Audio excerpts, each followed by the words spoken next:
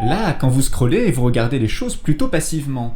Et en général, au cinéma, c'est également l'état dans lequel on va chercher à vous plonger, pour faire tomber toutes vos barrières qui vous empêcheraient de profiter pleinement de l'histoire.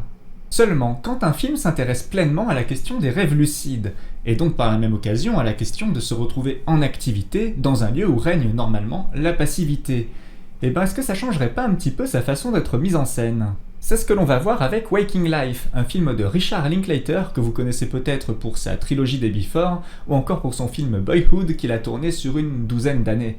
Ouais, on a affaire à quelqu'un qui n'y va pas de main morte sur les high concepts. Waking Life ne diffère pas en originalité, puisqu'en plus d'être réalisé en rotoscopie, et promis je ne vais pas parler de cette technique d'animation à chaque épisode, il va chercher en permanence à malmener votre attention pour vous ramener sans cesse à votre posture de spectatrice ou spectateur. Des yeux qui dépassent du visage, qui changent de couleur, des éléments du décor qui se métamorphosent au sein d'une même scène comme si de rien n'était. Le film est aussi instable qu'un rêve, et ça devrait vous titiller autant que si vous faisiez un rêve lucide.